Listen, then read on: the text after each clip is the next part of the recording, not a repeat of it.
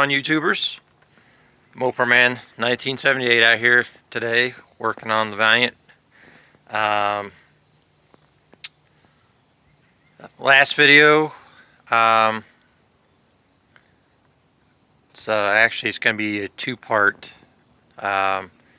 Showed you that how I went about pressing in the new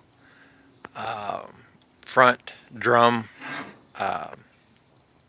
hub studs, wheel studs anyway. When I took them off and went to inspect the bearings and inside the housing of the hub where the grease is, there was very little to no grease inside the hubs whatsoever. So the other video I'm going to be doing is on how to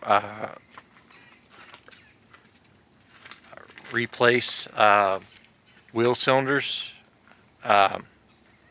wheel hub bearings, I should say. Anyway, today's video is going to be about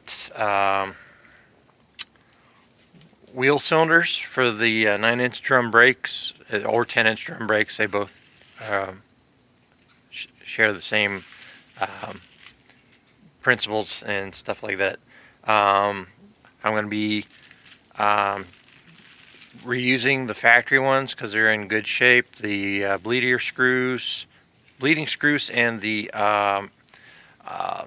mounting studs did not snap off, so I'm going to be dissecting the wheel cylinders and then inspecting the insides of them for any pitting, rusting, that sort of thing. And if they're good to go, I bought the wheel cylinder hone, and I've got the front and rear rebuild kits for them, so stay tuned. Okay, so I got the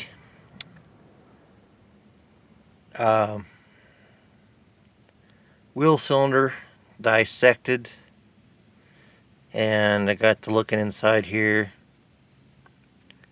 Somebody either bought brand new wheel cylinders at one point and then neglected the brake system.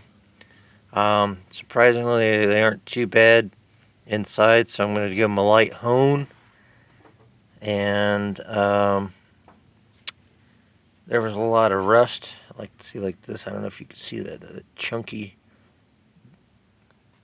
crap stuff all over the spring, stuff all over the plungers, and the actual piston itself isn't in too bad a shape, so we're going to reuse those and get this honed. If you ever hone anything like this, make sure you flush and back flush out all the little passageways, stuff like that. Make sure there's no grit and stuff like that getting into the brake system. But anyway, stay tuned. Alright, we're back. I got the wheel cylinder honed, cleaned out, flushed out, back flushed, you name it. In the kit, the brake disc from O'Reilly's, it comes with this spring. I really didn't care for the spring, so what I did was I cleaned up the spring that was already in it, which is pretty much brand new, but it had a bunch of crud on it, grease chunks. The spring seemed to be a lot wider, seemed to cover more of the plunger area a lot better. So that's going to go back in there. And we'll use the spring for something down the road in the future. And I cleaned up the pistons themselves with some Scotch-Brite pad, auto body I should say, just a scrap piece here. And but